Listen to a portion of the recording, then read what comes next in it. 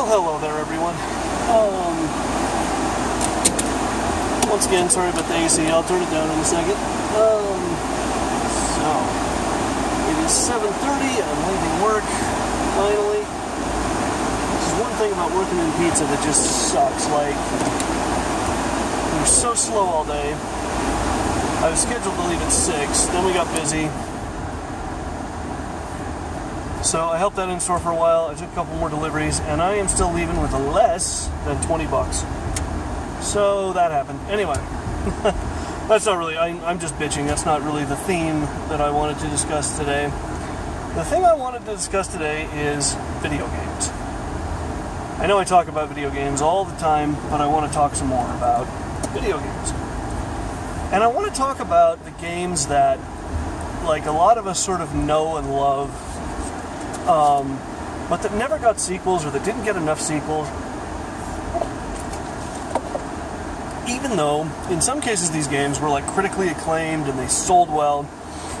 And I'll use a fairly recent example of a game that, I say fairly recent, it's actually 4 years old now, but, you know, a game that did really well, sold well, it was awesome, but there are no plans for a sequel. And that game is Kid Icarus Uprising, right? Now, granted, it was not perfect. There were some flaws. The control scheme, it is actually physically painful to play it. But I love that game. I love everything about it. I love even the dialogue that a lot of people hated. Holy crap, and that's an old Carmen Ghia. Where are all these cool old cars coming from that I see around here? Anyway, sorry. Little sidetrack there. So anyway, Kid Icarus Uprising. Great game, right? I mean, just like, the gameplay was great, the dialogue was great, just everything. The voice acting was wonderful. I loved the graphics were incredible, and it doesn't look, you know, you see it on YouTube and it's like, oh, okay, it looks good. And you see it on the 3DS, it's like, oh my god, this thing is, it just looks amazing. So, yeah. Hugely popular, sold well. The critics mostly liked it. I mean, you know, some people have their complaints with it, but by and large, like, it was a success.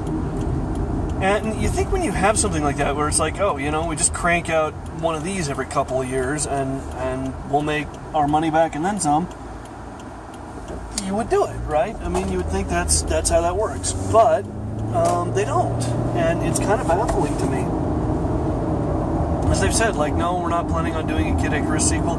For God's sake, they even brought the voice actors back for Smash Brothers for the Wii U and the 3DS, you know, and they're still like, yeah, no, we're not going to do that again. We're not going to make another one of those, which is just baffling to me, and it like almost physically hurts because it was such a great game, and I think about, you know, all of the potential that they could, you know, if they made a sequel on the 3DS or if they made a sequel on the Wii U or something. It's like painful. It's like, come on, guys. But yeah, they're not going to do it. Then there's the infamous Mega Man Legends 3 incident, where they announced, and this was all the way back in 2010. It was actually announced, I think, shortly after the 3DS itself was announced. And it was either... Yeah, I think it was before the 3DS was even out. They announced, you know, Mega Man Legends 3, and they're like, "Hey, we're gonna come out with this really cool game," and like all the concepts from it and the whole like fan involvement thing that they were doing just looked amazing. And you know, and they came up with this new character that like had this really cool new look. Like, she's kind of like got goggles, and she looks like she's kind of mechanically minded, you know, kind of like Roll and Tron were, and the worlds look, you know, a lot like they did in Mega Man Legends, and the 3DS just seemed like such a wonderful platform to kind of revive the Mega Man Legends series on, you know, to kind of bring Mega Man Legends into the modern era, because let's face it, you know, the old games are somewhat antiquated, as great as they are, and as wonderful as they are, and as much as I love them and want to play them forever and ever and ever, they're kind of antiquated. So it was just like, oh, okay, we put it on a new console, and you know, we see the whole, you know, we get to finally see it in full 3D. It just, you know, looked amazing. and then they canceled it. Then they're like, yeah, no. And granted, Capcom did that with a lot of Mega Man games. You know, like what was the one? There was, I guess it was Mega Man Universe and Mega Man Online that they canceled, and then God, there was that.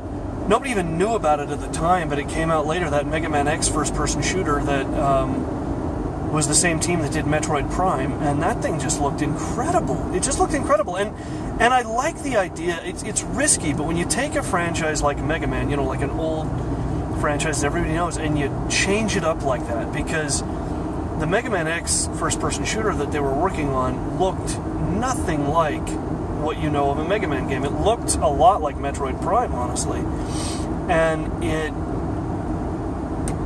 just kind of was amazing. And like, look what happened with Mega Man Legends. You know, it was a different thing, but again, like, hugely successful game. A lot of people really liked it.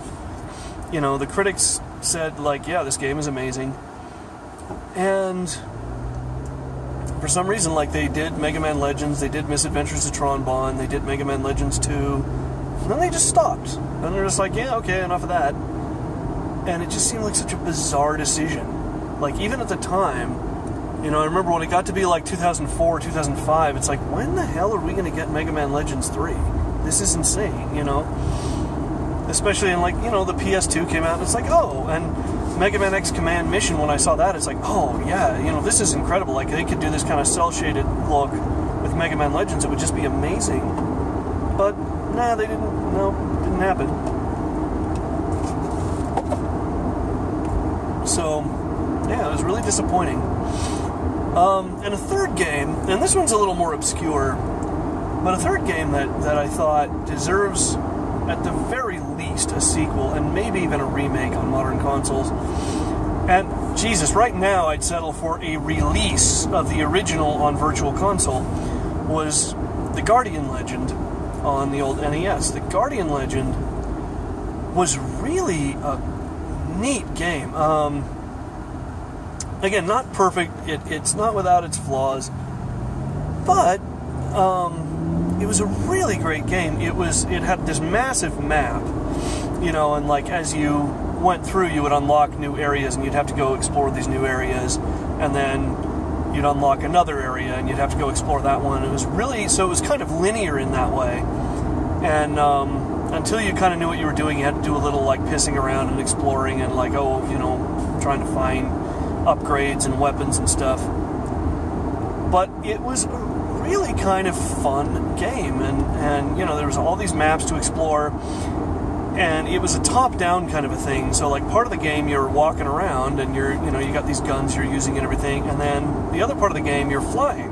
You morph into a spaceship and you're flying around shooting at things. This was on the original NES. I want to say this game came out in 1987.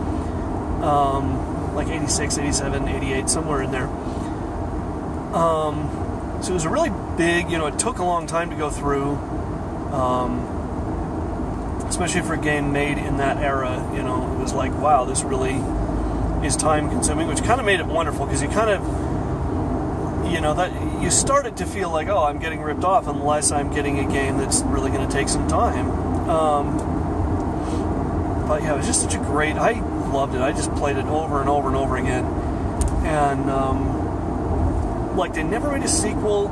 Again, it was a game that I don't know how successful it was or what the critics thought of it, but, like, all the reviews I've read of it recently, and they're usually retrospectives, they're usually people talking about, like, remember what a great game this was? And I don't remember at the time what the critical reception of it was, but I just thought, like, oh, this game is great, it's amazing. And to this day, the only way to get it is either find the original cartridge or just, you know, get it on an emulator. They've never released it on Virtual Console. They've never thought about remaking it. Like, there have been fan projects where some of the people that were like, remember what a cool game this was? Like, they've made, you know, like modern versions of it and stuff. But, again, never remade, never a sequel, nothing. And I just think this is a game that there's some real potential to do some interesting stuff with on modern consoles. The company that published it, I think, who the hell was it? It was Broderbund, I think, and they're not around anymore. They got bought out by somebody, and who the hell knows where all their old properties are now, but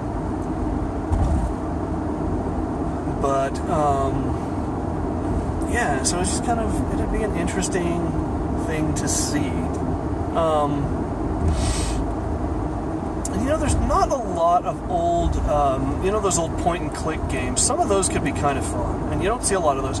I guess the Goosebumps game for, that came out right after the movie for the 3DS, I think that actually is. I haven't played it yet, so I don't know, but that alone kind of made me want to get it, just because I'm like, I kind of miss, like, some of the old, I used to have an old Macintosh, and, like, so, like, all the old, what the hell was the company? McVenture was the name of the company, and they did, like, Shadowgate and Uninvited and Deja Vu and Deja Vu 2. And, it's hard even finding playthroughs of those games on YouTube, which is weird, because, like, you kind of think, like, well, at this point, everything's on YouTube, But those games were really kind of fun. They were just old black and white, like point-and-click games. But they could be a lot of fun, because you kind of had to think about what you were doing and what items you wanted to collect and what items you wanted to leave behind and where and when. And it was really kind of fun. And that's something you don't see a lot of anymore. I guess it's not surprising, given that people probably want a little more action than that. People are used to, like, dazzling graphics and more action. Story games, that's another thing you don't see a lot of anymore, other than just, like, somebody might do one on their website or whatever, but generally that's a thing. Those games were entirely text-based. And again, nobody remembers these. There was a company called Infocom that did a couple. They did one that was based on The Hitchhiker's Guide to the Galaxy, and another one called Wishbringer that was kind of fun. But it's entirely text-based, it's just text, and you type in commands about what you want to do, and, 90% of the time it's, the reply is something like, I don't recognize that command, please try again, or something, But it was funny, because you could put in swear words and stuff, and it would, like, respond in some way. It would be like, it'd say something like, is that kind of language really appropriate for this situation, or something, like, it'd give you some snarky comment. It was great. Anyway, folks, that is going to do it for me. Leave a comment down below. If anybody ever watches this video, leave a comment and tell me, tell me what games you think need sequels, or what kind of games you'd like to see that aren't being made right now. But I'm off tomorrow, so you won't see me tomorrow, and that's going to do it for me. I will see all you guys on Friday.